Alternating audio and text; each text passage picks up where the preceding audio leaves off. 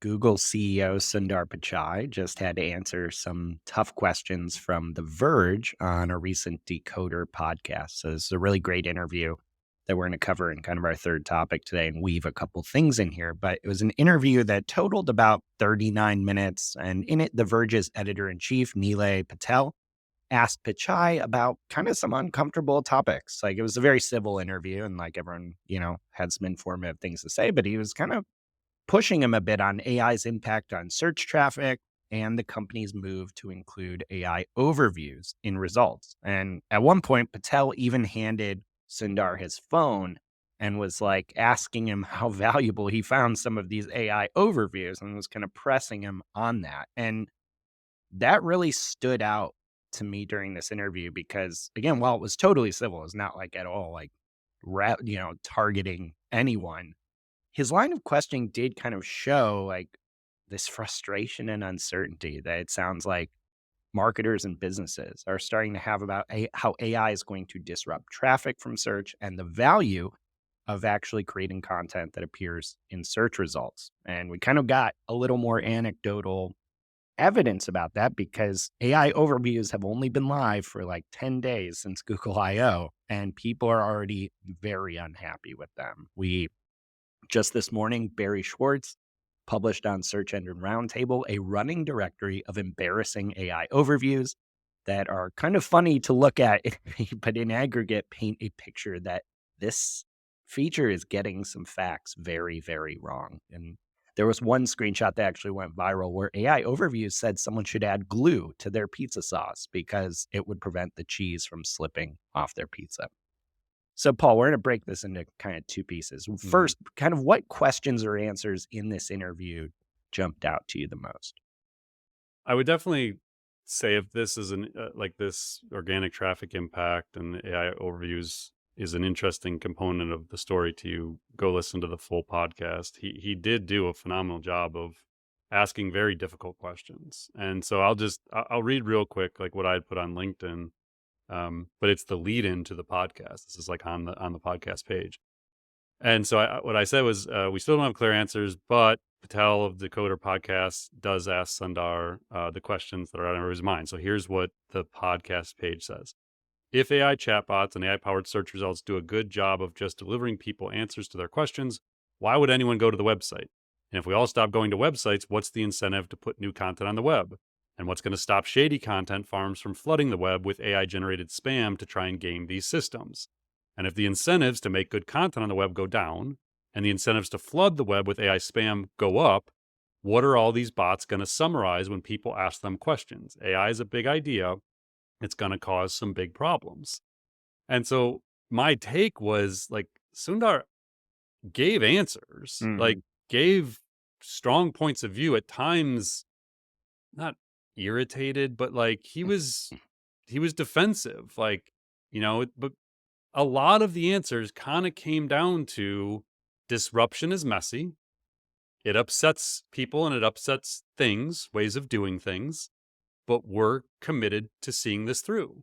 And so when he gives him his phone, Patel gives him his phone and is like, well, what about this?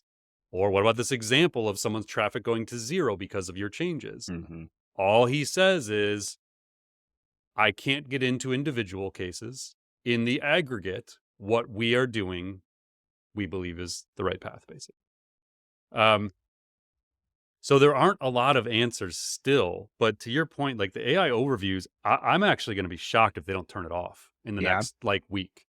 It's bad. Like the Google's brand is giving you authoritative, trustworthy answers to things. Yeah. These are not that. Like, you cannot trust the AI overviews right now. They're pulling from The Onion as a source. Like, you can go look at these screenshots. The CEO of The Onion showed these, like, geologists say to eat like 3 rocks a day or something like that. Yeah. I mean, the responses are crazy. And it's, you just look at it, and I know I replied to somebody on Twitter, and I said, it's almost like the search quality team was not involved in the AI overviews product at all. Like, yes, it can summarize things. Yes, it can go find things and like create those summaries and put the links in. But whatever the search quality algorithms are that determine trustworthy sources, it Yeah. doesn't appear to be in the product. And that's weird to me. Like that's like such a huge miss, it would seem. And I get that we're in this like race and everybody's got to get their products out to market and you can't just like announce things at conferences. Sometimes you got to actually like put the product out then. And it seems like this thing is just out into the world way too early, but it's weird because search generative experience has been in the labs for like Right. 8 months. Yeah. It wasn't like they just turned this on and they hadn't tested it. So it's kind of like when their image generator went live and was down within 72 hours because it was doing crazy stuff. Yeah. It's like the same thing. It's like Groundhog Day, where they put out this product and people break the thing in 12 hours. So, so that my biggest concern is we're now like in the territory of what Google's brand is known for. Hmm. And if they lose authoritative, trustworthy search results, it becomes a really slippery slope. And as much as I've said in recent episodes, like, I don't know the Perplexity as a moat, sure as hell a better product right now. Like, if I go into Perplexity, I actually generally trust the results pretty well. And I'll go and click the citations, I'll verify things, but I have I have not had those issues with Perplexity. No. Um, and I've definitely had them myself with AI overviews where it's like, man, I don't even trust this. Like, I'm just going to scroll down and go find the actual sources. Right. So yeah, it's weird. Like I can't. I'm still so bullish on Google and their long term strategy and value here, but they just keep. It's kind of like OpenAI where they're having the PR missteps. Like Google's having product missteps. Like Yeah.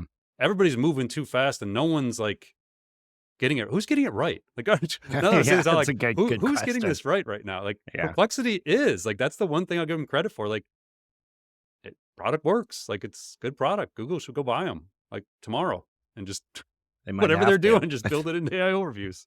Yeah, it was interesting. There was a recent post on X from Ethan Mollick, and I'll link to it, but just basically paraphrase it. He was like, "It is a weird choice that your first big move outside of Gemini into AI that all the public is going to see is for something that needs to be highly accurate because these models still are not there yet. Like creativity, ideation, those are all really valuable. Why did you pick the thing that basically has to be 99.9% right for people to respect the outcome and the output of it?"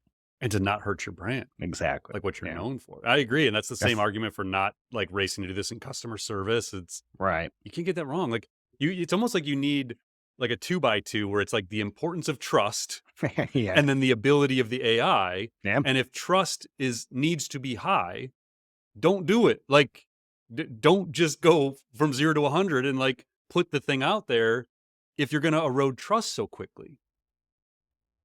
And for Google in particular, a simple flow chart: is the search accuracy team involved? If the answer is no, And get maybe them they are. I just involved. don't know. Maybe Maybe I had that's no just, yeah. say. I don't know. I'd be fascinated to hear how this stuff is happening. Like Yeah, it's there's a long form Wired article being written about this right yeah, now, probably. wild. All I right. hope they get it right. I think it's a great Sure. feature in search. It's not there.